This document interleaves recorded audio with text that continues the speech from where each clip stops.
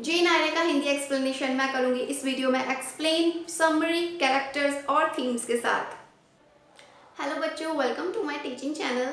So this video is about Hindi explanation of Jane Eyre novel. ठीक है, if you are in English honours and going to study Jane Eyre then this video is for you. Alright, Jane Eyre आपने internet पे पढ़ लिया है, अपनी books में भी पढ़ लिया है कॉलेज की, but still you unable to understand the story because of language, because of difficult language. So I mean here in this video only for you। ठीक है, हिंदी एक्सप्लेनेशन में लेकर आई हूँ। ओके, तो बहुत ही सिंपल हिंदी लैंग्वेज में मैं नोवेल को एक्सप्लेन करने जा रही हूँ। First of all I am going to explain its summary, its character, and then finally themes। Okay, and at the end of the video I will also tell you how you can write answer, how you can make your answer regarding this novel if any question occurs in your exam। So keep watching my video till the end because this gonna be very informative video for you if you are going to make notes। ठीक है, notes बनाने से पहले आप मेरे इस video को ज़रूर कंप्लीट देखिए बिकॉज नोट्स बनाने में आपको बहुत हेल्प होगा और वही नोट्स आपको एग्जाम में हेल्प करेंगे to make your answer in your good analytical language. Video can be little long, video जो है लंबा हो सकता है, ठीक है, बिकॉज मैं इसमें एक एक चीज़ बहुत डीप में एक्सप्लेन करूंगी, शॉर्ट में एक्सप्लेनेशन नहीं करूंगी। मैं अगर शॉर्ट में एक्सप्लेन कर दिया सो आप एग्जाम में स्टक हो जाओगे। एग्जाम में आपको थीम्स किस तरह एक्सप्लेन करनी है उसमें आप जो है मार्क खा सकते हो। तो मैं जो भी एक्सप्लेनेशन दूंगी एक एक पॉइंट का डीप एक्सप्लेनेशन दूंगी। ओके, मैं बिल्कुल भी विद इन 10 मिनट्स और विद इन 15 मिनट्स में इस नोवेल को कंप्लीट नहीं कर सकती because it's a very important novel. अगर आप एग्जाम देने जा रहे हो तो नोट्स बनाने के लिए आपको इन पॉइंट्स को ध्यान में रखते हुए ही नोट्स बनाने हैं और वो पॉइंट्स मैं इस वीडियो में ज़रूर एक्सप्लेन करने वाली हूँ। अदर यूट्यूबर्स की तरह मैं बिल्कुल शॉर्ट में काम खत्म नहीं करूंगी कि 10 मिनट में स्टोरी बता दिया चलो हटो खत्म। नो, उन वीडियोस में क्या होता है आपको केवल स्टोरी बताया जाएगा। ठीक है, स्टोरी बताया, कहानी ओवर। उसमें आपको ये नहीं बताया जाएगा कि आप एग्जाम में कैसे अपना पॉइंट रख सकते हो, कौन सी थीम इंपॉर्टेंट है, किस थीम के अंदर आप क्या एक्सप्लेन कर सकते हो। ओके, कौन से कैरेक्टर्स इंपॉर्टेंट हैं जो आपको ध्यान रखने हैं नोवेल में, कौन से कैरेक्टर्स माइनर हैं जिनको आपको नेग्लेक्ट करना है क्योंकि बहुत कम टाइम होता है एग्जाम प्रिपरेशन के लिए। तो आपको स्मार्ट स्टडी करना है, ठीक है, और स्मार्ट स्टडी करने के लिए आपको बहुत सारी चीज़ें जो है शॉर्ट लिस्ट करनी होती हैं। वो सब काम शॉर्ट लिस्ट कैसे करना है, so all that thing I am gonna to explain in this video. So keep watching me till the end. Let's move towards our board, let's begin. And don't forget to check out my more explanation videos in Hindi by clicking above I button। Okay बच्चों, first of all I am gonna do explain characters of Jane Eyre। सबसे पहले मैं आपको characters बताऊंगी because characters क्या है, बहुत ही important role होता है किसी भी नोवेल का। अगर आपसे रीड करने जा रहे हो तो इस नोवेल की स्टोरी जानने से पहले आपको इसके कैरेक्टर्स पता होने चाहिए, कौन कौन मेन कैरेक्टर है, कौन माइनर कैरेक्टर है, किस कैरेक्टर को आप पे ज्यादा ध्यान देकर जो है रीड करने की जरूरत है और किस कैरेक्टर को आपको इग्नोर करना है। ठीक है, ignore in the sense to save your time. Ignore आपको इसलिए करना है उन कैरेक्टर्स को ताकि आप अपना टाइम बचा सको बिकॉज एग्जाम में आपको इंपॉर्टेंट कैरेक्टर्स ही पूछे जाते हैं for the explanation in the answer. ठीक है, और कैरेक्टर्स पहले ही क्लियर होने से एक बेनिफिट और होता है, आपको सबके रिलेशंस पता चल जाते हैं कि कौन किसका क्या लगता है। ठीक है, फिर सडनली अगर कोई कैरेक्टर स्टोरी रीडिंग के बीच में आता है तो आप कंफ्यूज बिल्कुल नहीं होते हो उस टाइम कि ये कैरेक्टर कहाँ से आ गया और इसका क्या रोल था और ये किसका रिलेटिव है, वट एवर। ठीक है, तो ये चीज आपकी पहले ही क्लियर हो जाती है और फिर स्टोरी रीड करने में और इंटरेस्ट आपको जो है आने लगता है। So now come to first, हमारा पहला ही कैरेक्टर है Jane Eyre because the novel name is Jane Eyre. ठीक है, ये कौन है, she is protagonist and heroine. ये क्या है, नोवेल की हीरोइन है यानी कि प्रोटैगोनिस्ट है। Come to next one, Rochester, Edward Rochester. ठीक है, अगर आप एग्जाम में मिस्टर रोचेस्टर भी लिखते हो तो इससे कोई फर्क नहीं पड़ता, मिस्टर रोचेस्टर यानी कि यही है hero of the novel, protagonist of the novel. ठीक है, तो इस पूरी नोवेल में हम आपको क्या पढ़ना है, जेन आयरे और इस रोचेस्टर की स्टोरी। ठीक है, love story of Jane Eyre and Rochester कि भाई इनके मिलन कैसे हुआ, क्या क्या डिफिकल्टीज इन्होंने फेस की, जेन आयरे ने क्या किया फेस किया, व्हाटएवर। ठीक है, यानी कि हमेशा एक लव स्टोरी में क्या होता है, कुछ डिफिकल्टीज होती हैं और इन द एंड वो मिलते हैं, ठीक है। तो वही सारी कंडीशंस आपको इसमें पढ़नी है। And I am suggesting you, अगर आपके पास कॉपी पेन नहीं है तो आप अभी नोटबुक और पेन लेकर मेरे साथ बैठे और साथ के साथ जो है इसको नोट डाउन करते हुए चले, नोट्स बनाते हुए चले। But still if you are any place where notebook और पेन इज नॉट अवेलेबल, ठीक है, तो आप स्क्रीनशॉट ले लो, ठीक है। Now come to next, Mrs Reed. Mrs Reed कौन है? Jane's cruel aunt. Cruel aunt यानी कि इन्होंने जेन को पाला है बचपन से, बट उसके साथ ऑलवेज क्रूअल बर्ताव किया है, ठीक है, ठीक है, क्योंकि वो अपनी फैमिली के साथ नहीं रही है बचपन से, वो अंकल आंटी के साथ रही है। किनकी फैमिली? रीड की फैमिली। लेकिन जो उसकी आंट है वो उसके साथ हमेशा ही क्रूअल बिहेवियर करती आई है। Come to Mrs Reed, sorry Mr Reed. Mr Reed कौन है? ये जेन के अंकल है, यानी कि हस्बैंड ऑफ मिसेस रीड, इनका ये हस्बैंड है, ठीक है। बट कैसा हस्बैंड है? लेट हस्बैंड, यानी कि ये नोवेल में गुजर चुके हैं, ओके, ये गुजर चुके हैं, यानी कि इनका डेथ हो चुका है। इससे साफ पता चलता है कि मिस्टर रीड का इस नोवेल में कोई मेजर रोल नहीं है। इनका कैरेक्टर सिर्फ एक जगह काम आएगा, in the beginning of the novel, ठीक है। बाकी उस सीन के बाद इनका कैरेक्टर इग्नोरेबल है, इनका कैरेक्टर का कोई रोल प्ले है नहीं नोवेल में। Come to next one, John Reed, Eliza Reed and Georgiana Reed. ये तीनों कौन है? मिस्टर और मिसेस रीड के बच्चे हैं, ठीक है, यानी कि ये तीनों सब आपस में क्या है? भाई बहन है, ओके। ये है मेल, यानी कि ये भाई है और ये दोनों बहनें हैं, और ये तीनों किसके बच्चे हैं?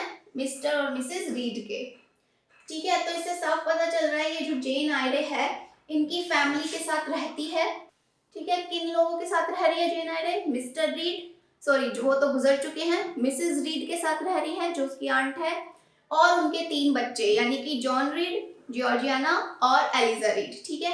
तो ये 4 लोगों के साथ एक घर में रहती है, और उस घर का नाम क्या है वो भी मैं बताऊंगी, लेकिन उससे पहले कैरेक्टर्स कंप्लीट होने चाहिए। तो चलिए अब आगे देखते हैं कुछ और न्यू कैरेक्टर्स। ओके बच्चों, वहाँ अभी पीछे मैं एक पॉइंट बताना भूल गई, वो जो 3 सिबलिंग्स हैं ना, मिस्टर और मिसेस रीड के जो बच्चे हैं, जॉन, एलिजा और जियोर्जियाना, उसमें से जो सिर्फ जॉन रीड है उसका एक छोटा सा रोल होगा in the beginning of novel, उसके बाद वो कैरेक्टर भी इग्नोरेबल है, और बाकी जो उसकी 2 बहनें हैं जियोर्जियाना और एलिजा, वो दोनों कैरेक्टर्स भी इग्नोरेबल है, ठीक है, उनको आपको बिल्कुल नहीं पढ़ना है। Don't focus on their characters, वो सिर्फ मैंने इसलिए क्लियर किया बताने के लिए कि मिस्टर और मिसेस रीड के 3 बच्चे हैं, ओके, और उनके एक्सेट्रा ये नेम्स हैं। Come to next, Stephen John Rivers, Mary Rivers और डायना रिवर्स। ये तीनों कौन है? इन तीनों को मैंने एक साथ ही लिखा है, सिबलिंग्स, ठीक है। ये तीनों भी भाई बहन हैं, लेकिन ये तीनों रिवर फैमिली के हैं, ठीक है। वो था रीड फैमिली, ये है रिवर फैमिली, लेकिन ये तीनों जेन के क्या है? कजन्स, ठीक है। वो तीनों भी जेन के कजन्स थे और ये तीनों भी जेन के कजन्स हैं। और अब इन तीनों में से भी जो हमारा मेन कैरेक्टर जो बनेगा, मेजर कैरेक्टर रोल प्ले करेगा, वो है स्टेफन जॉन, ठीक है। मैरी और डायना को आप इग्नोर कर सकते हो, इनके बारे में आपको नहीं पढ़ना, जस्ट इग्नोर दैम, ठीक है। और सिंजिन क्या है? नोवेल में स्टेफन जॉन को शिंजिन कहकर प्रोनाउंस किया गया है, ठीक है। एक निकनेम होता है ना हर एक इंसान का, वैसे ही स्टेफन जॉन को सिंजिन कहकर प्रोनाउंस किया गया है, यानी कि इनके नाम को नोवेल में सिंजिन बोला गया है। Come to Bertha Mason. Bertha Mason कौन है? जो मैंने आपको बताया था हमारे नोवेल का हीरो कौन है? रोचेस्टर। तो ये उसी रोचेस्टर की कौन है? बीवी है, ओके। रोचेस्टर्स क्लेंडेनस्टाइन वाइफ, क्लेंडेनस्टाइन यानी कि गैर कानूनी वाइफ, यानी कि ये अपनी बीवी को किसी के भी सामने नहीं लाता है इन द नोवेल। क्यों नहीं लाता है वो मैं आपको स्टोरी में बताऊंगी। हालांकि यहाँ पे लव स्टोरी डेवलप हो रही है किसकी? जेन आयरे और रोचेस्टर की, लेकिन रोचेस्टर क्या है? ऑलरेडी मैरिड है, किसके साथ? बर्था मैसन के साथ। Come to Richard. Richard Mason कौन है? बर्था का भाई, यानी कि ये जो लेडी है रोचेस्टर की बीवी, उसका भाई है। आप एग्जाम में मिस्टर मैसन भी लिख सकते हो, okay. Come to next, Grace Poole. Grace Poole कौन है? बर्था मैसन्स कीपर और सर्वेंट। ये जो बर्था है ना रोचेस्टर की बीवी, ये ग्रेस पूल उनका सर्वेंट है, ठीक है, यानी कि उनका देखभाल करता है। ये भी एक माइनर कैरेक्टर है बट छोटे मोटे रोल इसने भी प्ले करे हैं नोवेल में, that's why I have written here. अब बस कुछ और कैरेक्टर्स और बचे हैं, आप उन्हें भी देख लीजिए बिकॉज कैरेक्टर्स क्लियर होना बहुत मस्ट है before to know the story of the novel. Come to next, Bessie. Bessie कौन है? जो रीड्स फैमिली है, जिस फैमिली के साथ जेन रहती है, ये उस घर की क्या है? मेड है, यानी कि नौकरानी है। Mister Lloyd. मिस्टर लॉयड कौन है? रीड्स एपोथेकेरी। रीड्स एपोथेकेरी यानी कि हर एक फैमिली का जैसे एक फैमिली डॉक्टर होता है ना, वैसे ये रीड फैमिली का अपोथेकेरी है, यानी कि दवाइयां बनाने और दवाइयां बेचने वाला इंसान है। फैमिली डॉक्टर आप बोल सकते हो। Helen burn. हेलेन बर्न्स कौन है? जेन की स्कूल की फ्रेंड है, जिस स्कूल में जेन जाती है ये उसी स्कूल की क्या है? फ्रेंड है। मिस्टर ब्रोकलहर्स्ट। मिस्टर ब्रोकलहर्स्ट कौन है? क्रूअल हेडमास्टर ऑफ स्कूल, यानी कि जिस स्कूल में जेन पढ़ने जाती है ये उस स्कूल का एक क्रूअल हेडमास्टर है। ठीक है, कम टू मिसेस फेयरफैक्स या एलिस फेयरफैक्स। ये कौन है? हाउसकीपर है। कहाँ? थॉर्नफील्ड हॉल में। ये थॉर्नफील्ड क्या है वो मैं आपको स्टोरी में बताऊंगी जब मैं अभी एक्सप्लेन करूंगी आपको नोवेल। कम टू एडल वेरेन। एडल वेरेन कौन है? जेन की स्टूडेंट, क्योंकि जेन आयरे जो है नोवेल में आगे जाकर के टीचर भी बनती है, तो जब टीचर बनती है तो ये एडल उसकी कौन बनती है? Student. Now come to last one character. हमारा लास्ट कैरेक्टर क्या है? ब्लेंच इंग्राम। ये कौन है? एक ब्यूटीफुल सोशलाइट है, यानी कि एक बहुत ही सुंदर समाज सेविका है। बट शी हेट्स जेन। ये जेन को पसंद नहीं करती है बिकॉज ये जो है रोचेस्टर से शादी करना चाहती है नोवेल में। किसके लिए? सिर्फ उसके पैसों के लिए। ओके, सो तो आप कह सकते हो she is a very vicious character in the novel. Vicious, vicious यानी कि बहुत ही चालाक ये कैरेक्टर है, लेकिन इसकी चालाकी जो है चलती नहीं है नोवेल में, एंड में होता वही है जो मैं आपको स्टोरी में बताऊंगी। ओके बच्चों, मैंने आपको टोटल 20 कैरेक्टर्स बताए हैं, उसमें से भी मैंने आपको 5 या 6 कैरेक्टर्स इग्नोर करने के लिए कहा है, यानी कि कुल मिला के आपको 13 to 14 कैरेक्टर्स पे ही ध्यान देकर जो है स्टोरी को स्टडी करना है। ओके, बिकॉज वही आपके मेन कैरेक्टर्स हैं और उन्हीं का रोल जो है आपको एक्सप्लेन करना होगा अपनी थीम्स में, अपने आंसर में in your examination hall. So now without wasting any more time, अब मैं एक्सप्लेन करने जा रही हूँ the story of Jane Eyre, narrated by Charlotte Bronte. Okay बच्चों, हमारी ये जो स्टोरी है उसकी लोकेशन क्या है, यानी कि ये प्लेस कहाँ पे हुई है स्टोरी? Northern England. ठीक है, नॉर्दर्न इंग्लैंड इसका लोकेशन है। कम टू दिस पॉइंट्स, ये क्या है? ये मैंने आपको इसलिए लिखा है बिकॉज अगर ये 4 नाम आपको याद रहे, ठीक है, ये 4 नाम अगर आपको याद रहे ना तो पूरा नोवेल का स्टोरी आपको रिकॉल हो जाएगा। ये एक स्टोरी को माइंड में रखने की बहुत स्पेशल ट्रिक है। जैसे गेट्स शेड। गेट शेड क्या है? बिकॉज नोवेल में कुछ ऐसे नेम्स होते हैं जो आपको कंफ्यूज कर देते हैं। Okay, I know because I was also English honour student and completed in 2017, तो मुझे पता है काफ़ी सारे ऐसे नेम्स होते हैं, पता ही नहीं चलता कि वो किसी कैरेक्टर का नाम है या किसी जगह का नाम है या किसी एक पर्टिकुलर बिल्डिंग का नाम है। ठीक है, ऐसा आपके साथ भी होता होगा, तो आपकी ये कंफ्यूजन मैं क्लियर कर रही हूँ, डोंट वरी। गेट शेड क्या है? होम ऑफ रीड फैमिली, यानी कि जहां पे रीड फैमिली रहती है उस घर का नाम है गेट्स शेड। ठीक है, ठीक है, तो इसमें कंफ्यूज नहीं होंगे आप। जैसे आप लोगों के भी घरों के नाम होते होंगे ना, विकास भवन, ठाकुर्स रेजिडेंस, यानी कि आपने बंगलों के नाम सुने होंगे, उसी तरह ये इस एक घर का नाम है। कौन किसका घर? रीड फैमिली का। Come to Lowood school. Lowood school यानी कि जिस स्कूल में जेन का एडमिशन कराया गया है उस स्कूल का नाम है लोवुड स्कूल। फिर है थॉर्नफील्ड, मैंने आपको बताया था, मैं स्टोरी में बताऊंगी थॉर्नफील्ड क्या है। थॉर्नफील्ड क्या है? एक मैनर है, यानी कि एक हॉल है। वैसे मैनर का मतलब जागीर होता है। ठीक है, यानी कि एक बिल्डिंग का नाम है जहाँ पे कोई रहता है। वो कौन रहता है अभी बताती हूँ मैं आपको आगे। ठीक है, यानी कि थॉर्नफील्ड एक बिल्डिंग का नाम है, एक हॉल है। Come to फर्नडीन। फर्नडीन में जाकर के आपका स्टोरी एंड होगा, यानी कि जो हमारी नोवेल है वो खत्म होगी। कहाँ? फर्नडीन पर। फर्नडीन क्या है? लेकिन रोचेस्टर का नए घर का नाम है। फर्नडीन भी एक घर का नाम है। किसका घर? रोचेस्टर का घर। ओके, तो वो मैं आपको क्लियर कर दूं, ये जो 2 लोकेशंस हैं, कौन सी दो जगह? थॉर्नफील्ड और फर्नडीन। ठीक है, ये दोनों रोचेस्टर से रिलेटेड है। ओके, इसलिए मैं आर लिख रही हूँ। देन गेटशेड और लोवुड स्कूल, ये दोनों जेन से रिलेटेड है, इसलिए मैं जे लिख रही हूँ। ओके, अब आपको ये 4 नाम ध्यान में रहे माइंड में, तो इन चारों नामों को जैसे ही आप रिपीट करोगे ना, पूरी स्टोरी आपको एकदम रिकॉल हो जाएगी। कैसे? बिकॉज मैं जो आपको एक्सप्लेनेशन देने वाली हूँ वो इन्हीं 4 बिल्डिंग्स के अकॉर्डिंग देने वाली हूँ, क्योंकि जो हमारा पहला सीन क्रिएट होगा वो गेट शेड से होगा। इसके बाद जो जेन है स्कूल में जाएगी, वहाँ क्या सीन चलेगा वो भी एक्सप्लेन करूंगी। यहाँ से निकल करके फिर वो जाएगी थॉर्नफील्ड जहाँ का मालिक कौन है? रोचेस्टर है। ठीक है, तो इसके बाद ये वाला सीन चलेगा और in the end of the novel हमारा फर्नडीन का सीन चलेगा। ठीक है, तो ये सीन वाइज है, यानी कि स्टेप बाय स्टेप है। इसलिए मैंने ये पहले ही आपको क्लियर कर दिया, क्योंकि अगर ये 4 नेम्स आपको माइंड में रहेंगे तो स्टोरी आपको ऐसे रिकॉल हो जाएगी। ओके बच्चों, तो हमारा जो स्टोरी स्टार्ट होता है वो होता है गेट्स, तो वो होता है गेट्स हेड के सीन से। As I already told you, Jane कौन है? जेन एक 9 साल की 9 इयर्स की अनाथ बच्ची है, ऑर्फन है। ठीक है, जो अपने अंकल आंटी की फैमिली के साथ रहती है, मिसेस रीड।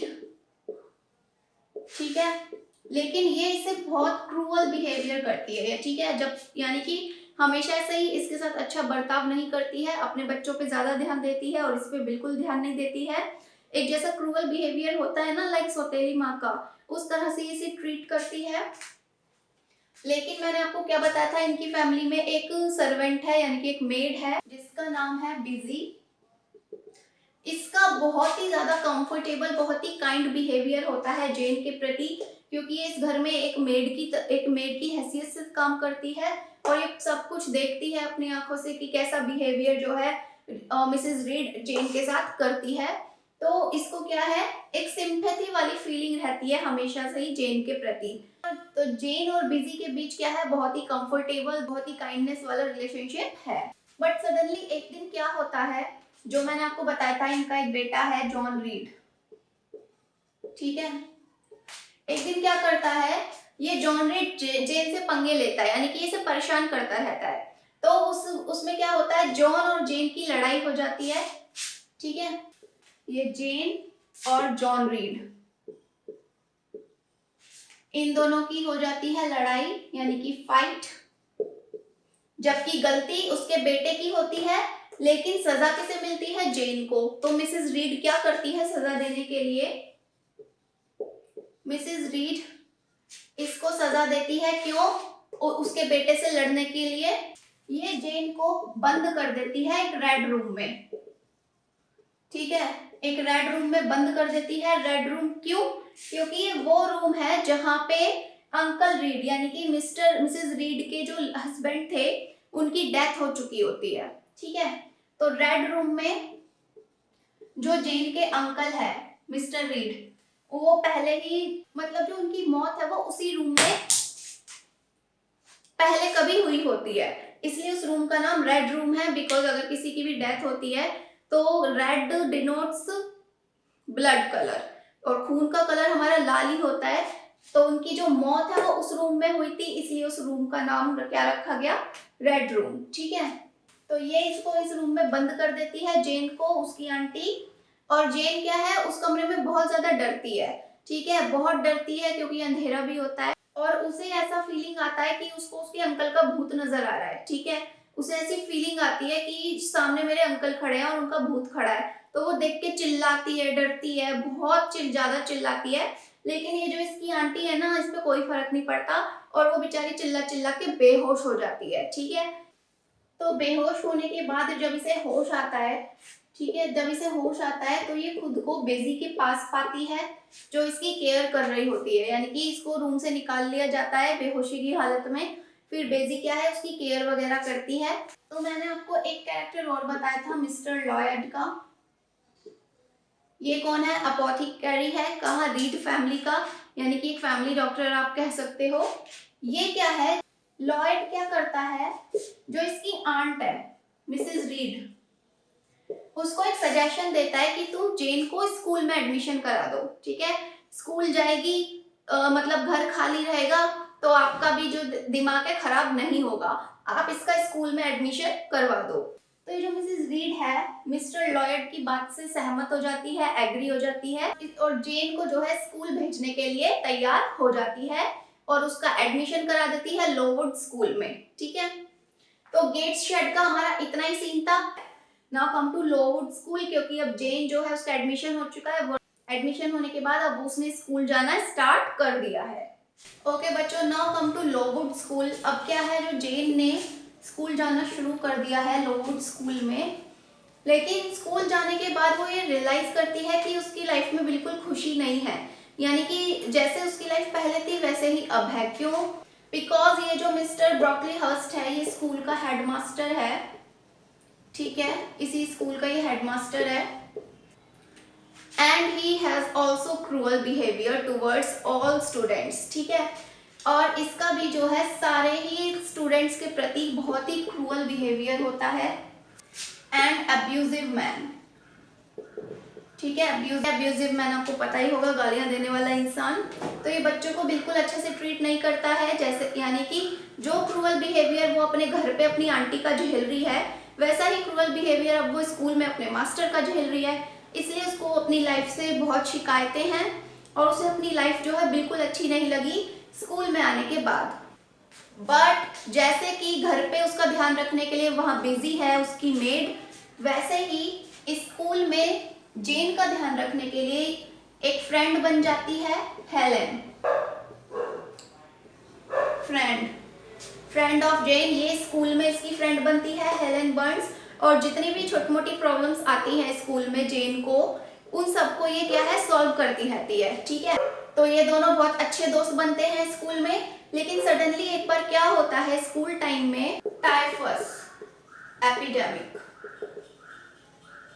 यानी कि एक टाइफस नामक महामारी जो है, जैसे अभी कोरोना फैला था पूरे वर्ल्ड में, वैसे ही एक टाइफस नाम की बीमारी जो है लोवुड, अगर बाहर से शोर आ रहा है तो प्लीज उसे इग्नोर करिए because my dog is barking so much, ठीक है। ये महामारी जो है पूरे लोवुड स्कूल में फैल जाती है और इससे प्रभावित होकर ये जो हेलेन है उसकी फ्रेंड, इसकी डेथ हो जाती है, शी डाई, ठीक है। तो ये इस बीमारी से मर जाती है, यानी कि अब जेन का साथ देने वाला स्कूल में कोई नहीं होता है। और प्लस इस बीमारी के कारण ही ये जो मिस्टर ब्रॉकहर्स्ट है हेडमास्टर ऑफ दिस स्कूल, ये भी वहां से प्रस्थान कर जाते हैं, यानी कि यह वहां से निकल जाते हैं because he is so selfish man, इसे सिर्फ अपनी पड़ी होती है। तो अपनी जान बचाने के चक्कर में ये भी जो है वहां से डिपार्ट कर जाता है, यानी कि फ्ली, भाग जाता है, ठीक है, स्कूल छोड़ देता है। फिर थोड़े टाइम बाद क्या होता है, ये बीमारी का असर भी कम हो जाता है कोरोना की तरह, ठीक है। ये बीमारी का असर कम होते ही उस लोवुड स्कूल में और भी टीचर्स आ जाते हैं, लेकिन अब जो न्यू टीचर्स आते हैं उनमें सिंपैथी होती है और वो जेन के साथ अच्छा बिहेवियर करते हैं, ठीक है। यानी कि अब इस स्कूल में जो है गुड टीचर्स आ गए हैं, अच्छे टीचर्स आ गए हैं।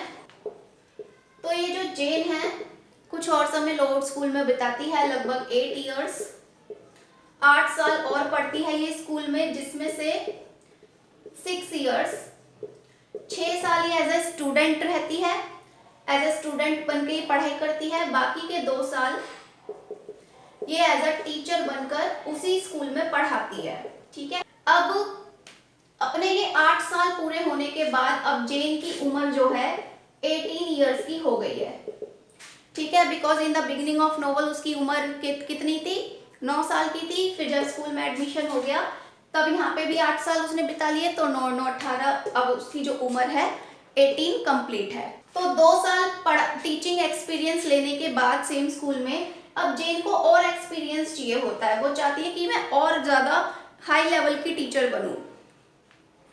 तो इसके चक्कर में वो क्या करती है, लोवुड स्कूल छोड़कर एक न्यू जॉब सर्च करने लगती है, टीचिंग जॉब सर्च करने लगती है। तो जब वो जॉब सर्च कर रही होती है उसको जॉब मिल भी जाता है। जॉब कहाँ मिलता है, थॉर्नफील्ड में। मैंने आपको बताया था थॉर्नफील्ड एक हॉल है, एक जागीर है, यानी कि एक बिल्डिंग का नाम है। यहीं पे इसको एक गवर्नेंस का पोजीशन मिल जाता है, ठीक है। यानी कि अब जो हमारा लोववुड स्कूल है उसका काम खत्म, उसका सीन खत्म। अब हमारा सीन चलेगा थॉर्नफील्ड का, ओके। क्योंकि यहाँ पे यहाँ का मालिक कौन है, रोचेस्टर, और ये इसको गवर्नेंस का पोजीशन दे देता है अपने यहाँ एज अ टीचर। अब जो है जेन थॉर्नफील्ड आ चुकी है, क्यों? क्योंकि उसको यहाँ एक गवर्नेंस का पोजीशन मिला है, ठीक है। सबसे पहले आप जानो, ठीक है। और यहाँ का जो ऑनर है, जो मालिक है, वो कौन है, रोचेस्टर, यानी कि हीरो ऑफ द नोवेल। ये यहाँ का ऑनर है और इसी ने इसको अपॉइंट किया है। तो यहाँ पर टीचिंग का जॉब मिलने के बाद ये पढ़ाना स्टार्ट करती है किसे, इसको। मैंने कैरेक्टर्स में लिखवाया था ये नाम, एडेल। ये इसे पढ़ाना स्टार्ट करती है, ये इसकी स्टूडेंट बन जाती है। और ये कौन है, एक फ्रेंच गर्ल है। साथ ही एक कैरेक्टर और है, मिसेस फेयरफैक्स। फेयरफैक्स भी मैंने आपको लिखवाया था, पूरा नाम क्या है, एलिस फेयरफैक्स।